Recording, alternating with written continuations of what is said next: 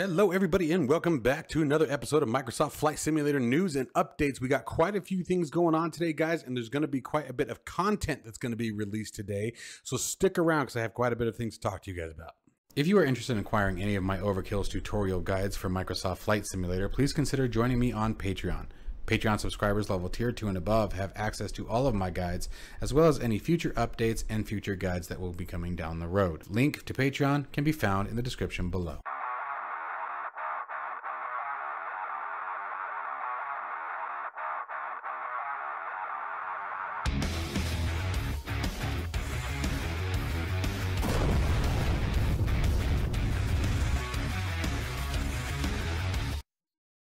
As always, folks, for the most part, you can feel free to simply minimize the video and just listen to the sound of my beautiful voice, and hopefully that brightens your day all by itself. But you're probably here to learn some things about Microsoft Flight Simulator. So let's talk about a few things. First off, to Patreon subscribers or anyone interested in my guides, the G1000 NXI tutorial guide is just about complete. I did want to make a public apology. I wanted to have this out much sooner. Earlier in the month. Unfortunately, we had some family emergencies and things going on that unfortunately delayed that, as well as Thanksgiving and my 5-year-old's birthday.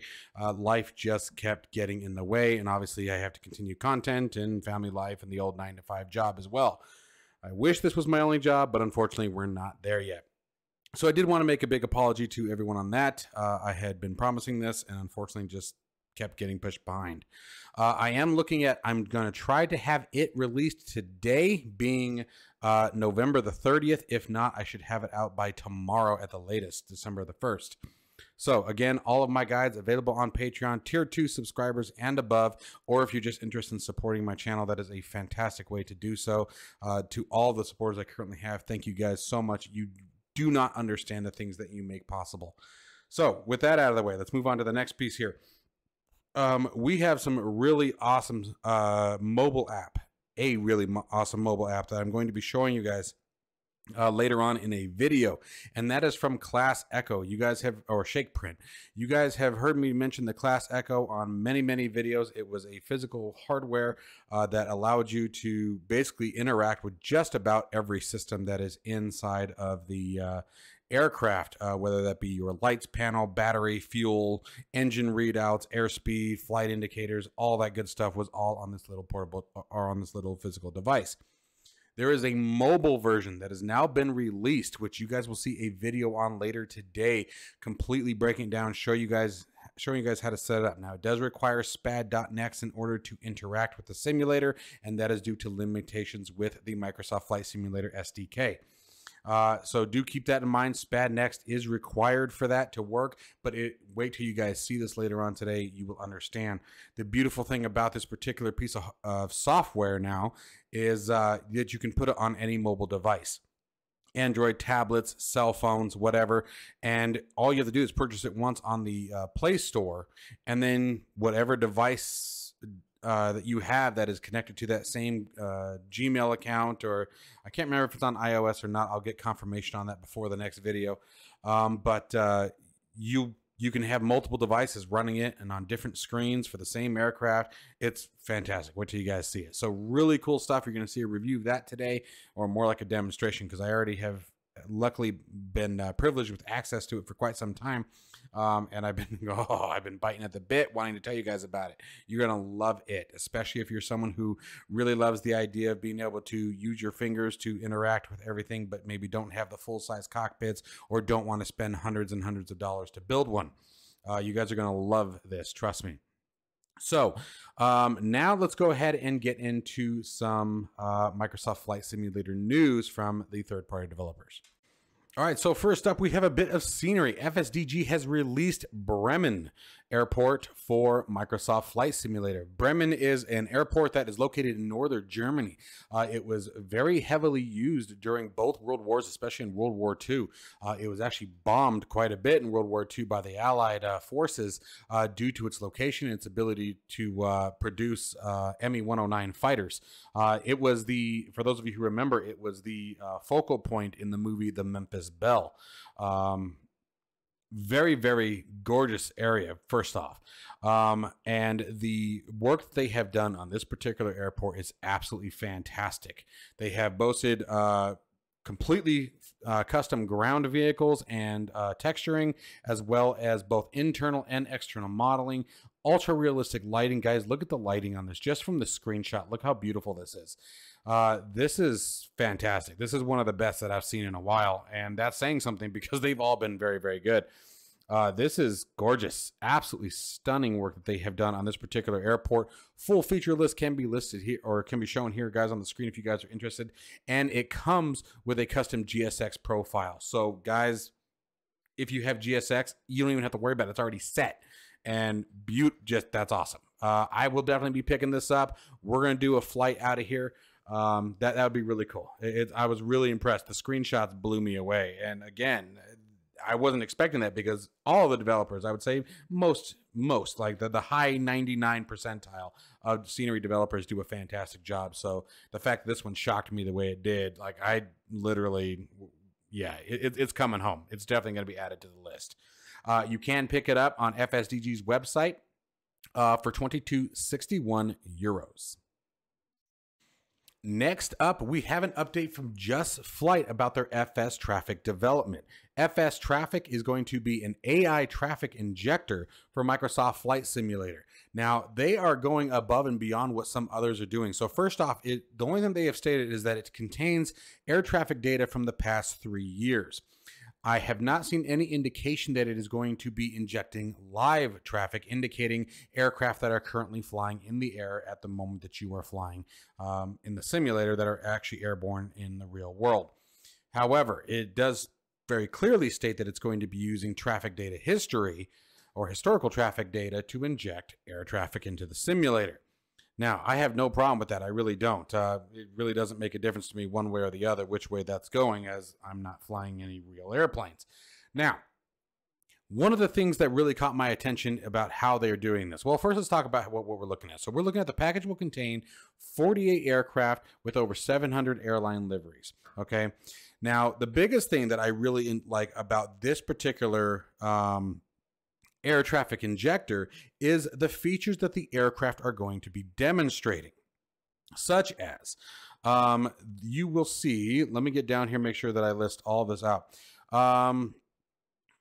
The key animations and effects, including contrails, flaps, thrust reverses deployment, and wheel rotation. So you're actually going to see the aircraft behaving and seeing the exterior of the aircraft and the control surfaces behaving the way you would expect to see them, you know, based on what the aircraft is doing, whether that be on takeoff, taxiing, things like that. As we know right now, the AI traffic that currently is in the simulator, whether injected or otherwise, doesn't have all the features and the animations that we see in our aircraft when we're flying. And it can be a real immersion killer. It really can. I mean, remember when we first started, the AI aircraft didn't even have wheels at touchdown. So, I mean, we've obviously come a ways from that. But now to actually know that the aircraft's going to be behaving what we expect to see, one of the coolest things, in my personal opinion, that you see when an airliner lands is seeing the thrust reversers deploy. I don't know why. There's something cool about it. I just love seeing the actuation of the what is it, the cowlings, pulling back and pushing back in. I don't know why, but I really enjoy that. So although it, again, doesn't say anything about current live traffic, the historical data I'm totally cool with. Contrails, you're going to be able to actually see the aircraft nearby. I have read previously that you're going to be able to adjust the distance at which you can see AI traffic and at what distance it's injected, so that way it's not overloading your sim. One of the things that the team has announced is that they are focusing very heavily on FPS, maintaining the high fidelity of the aircraft, of the exterior textures, again, those aforementioned features and animations, without destroying your FPS. So that is one of the biggest separations between them and other AI traffic injectors. Most AI traffic injectors that we have seen, unfortunately, do come at sometimes a pretty significant FPS hit. Which is to be expected, quite frankly. So the fact that they are finding ways around that and finding ways to maintain the FPS while enhancing the immersion and including the animation of the aircraft to further enhance said immersion is a fantastic thing. Now, we don't have any kind of release date yet. What we do know is that the beta release has been launched. and that they are working on the final pieces to it, ironing out bugs and things like that. So stick around, guys, and I'll keep you updated. FS Elite is doing a fantastic job of keeping their article updated, so it's really really exciting times. I can't wait to see this one come. I think this is going to be a really nice enhancement, especially for those who don't necessarily want the live traffic. All right, Scenery Developers' beautiful model of the world in AM Sim have done a wonderful rendition of Seattle's SeaTac, or Seattle Tacoma International Airport. This is a very large airport, has a lot of traffic in and out of it constantly, and they have done an absolutely wonderful rendition of it. Taking a look at the screenshots, again, tons of effort, a lot of realism to it. I love the true to life liveries that we're seeing here. Amazon packaging right here in the screenshot with some Prime Air cargo ships, FedEx, you name it, everything is here. The detail work that's been done on all the structuring and the ground equipment is very nice. And then of course, obviously seeing the life inside of the airport itself is definitely always a welcome scene there, especially if it can by chance be seen from the cockpit of any of these aircraft. Seattle is a very fun airport. It's an airport that I actually fly out of pretty often in the simulator. So this is a really cool and very welcome rendition. You can pick this up for approximately $22.89 US, and it can be found on Orbix Direct. Northern Sky Studio releases Juneau International Airport for Microsoft Flight Simulator. This is an Alaskan airport. Again, another very welcome addition to Microsoft Flight Simulator, as there isn't a whole lot in that region at the moment. So it's nice to see some of these outer rim areas, if you will, starting to get some attention, bringing them to life, and will obviously further drive the desire to fly out there and experience new parts of the world in Microsoft Flight Simulator. I mean, that is the biggest advantage of MSFS, is the satellite photogrammetry. Again, screenshots looks actually fantastic. A lot of white in this one, given its location. So obviously snow is going to be the topic of discussion pretty much anytime you fly out to this particular location. But again, having these remote areas starting to come to life, you've got a little bit of everything out here: general aviation, a little bit of commercial terminals, as well as cargo transport that's available to this particular location. So again, make sure that you guys check this one out as well. Also available from Orbix.com, which means Orbix Direct should work, or if you have the Orbix control panel, it should work as well. This will be picked up for 1727 euros. Moving on to a little bit of aircraft news, we are starting with the Leonardo Software House updates. The Fly the Maddog 10 for Microsoft Flight Simulator and P3D. The first update that you want to be aware of is, if you are still using an older installer, head on over to the sim market wherever you purchased it from, and download the latest installer, as it will automatically update the aircraft to the latest version while maintaining any previously configured settings. Amongst the particular change, this latest changelog, you have now integration with GSX Pro, and the biggest one of these for me, I think, is the now ability to integrate directly with SimBrief from the onboard EFB, meaning that you can automatically download your operational flight plans directly to the cockpit of the aircraft, so no more having to bounce around between screens. Always a welcome adjustment to the aircraft in Microsoft Flight Simulator and P3D. Really, any of the flight simulators, I think that's a critical feature to have, given how heavily SimBrief and Navigraph are used. Full changelog available here on the screen if you guys are interested in taking a peek at it. Again, that is the Leonardo Softhouse Fly the Maddog 10 for Microsoft Flight Simulator and P3D. Make sure you guys head on over to the sim market and download the latest installers to get the latest version. A little development update from SimWorks Studios in regard to the PC-12, the Kodiak, and the RV-10. Now, first we're going to start with the PC-12. We all were expecting the PC-12 to be released before Christmas of 2022. However, that sounds like that is no longer going to happen. They had some connectivity issues with key developers and other computer malfunctions and setbacks that unfortunately have pushed the release to an estimated Q1 2023.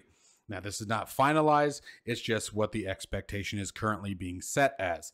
Now, the good news is that we all know SimWorks Studios does have a very, very good track record for developing very awesome and high fidelity products, as well as paying attention to detail. And that is exactly what they have stated that they are doing here. They want to make sure that they have the aircraft to the highest of quality prior to its release. Now, as the FS Elite article here does go to state, I will absolutely repeat that quote, this news wasn't all bad. However, as the team shared several new details about the PC-12, things like being the interior and exterior models are basically complete and are in final review, and then they will go into painting and further detail. And once also, obviously those are complete, then we'll start working, or they will start working on the PC-12's avionics. Specifically, the PC-12 will be using HTML5, JS, and CSS framework used by the working title in Asobo G1000 NXI. So awesome integration there. That is a very, very good thing that we want, as it will, and this article goes on to state, greatly enhance the frames per second and the overall experience from the end user standpoint. Okay, so they are working on it. We have an estimated time of release, but at the moment, we don't have any further information on the PC-12. As far as the Kodiak, it is currently in testing. The update, or the latest update, excuse me, is currently in testing. The update features reworked flap, lift, and drag values, as well as residual inlet temperature tuning, or intake temperature tuning, based on feedback from real-world Kodiak pilots. Ground handling improvements as well as pitch sensitivity tuning will also be included. And SimWorks Studios hopes to have this next release update out before the end of December. Gosh, I don't know why I'm having such a hard time talking all of a sudden. And finally, the RV10. They hope to have the team test flying the RV10 any day now, indicating that it is approaching a release point. Again, no dates have been released on any three of these items that were discussed here today, but it is nice to know that SimWorks Studios is continuing to do what they do best. Lastly on the list here, we have JPL's popular Cessna 152 mod. I have showcased this mod multiple times on the channel. JP, as you guys all know, you've probably seen tons of his work on flightsim.to. He does fantastic work. His modifications and additions to aircraft are absolutely just gold. You really can't beat the improvements that he brings to these aircraft, and the 152 was a major game changer. He really turned the aircraft into what I would consider, quote unquote, dangerously using the word, study level. Everything about the aircraft was absolutely changed when JP took it over and did his adjustments. Unfortunately, he is stepping away from it. Real life events and things outside of the simulator have taken much of his time, and he just feels it's time to step away. Now, fret not, the work is going to be continuing with this particular aircraft, as there is another developer that he has been working closely with that will be taking over the work. That developer is Wept Burrito, is going to be, again, continuing on where JP has left off. He already has stated that there are multiple things in the works for the particular modification, and that we should all expect to see those in the hopefully the near future. But so the aircraft will continue to be developed. The mod will continue to be improved upon.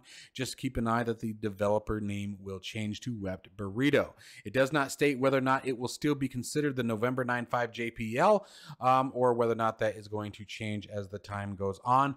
But if you are a big fan of the Cessna 152 from JP, keep in mind the work will continue, and good luck to JP, and thank you for all the work that he has already put into this amazing aircraft. I fly it, and I hated the 152 prior to downloading this mod. I hated it. It was gutless. It was underpowered. It flew like garbage. And then when he grabbed it, it's been a very, very nice adjustment.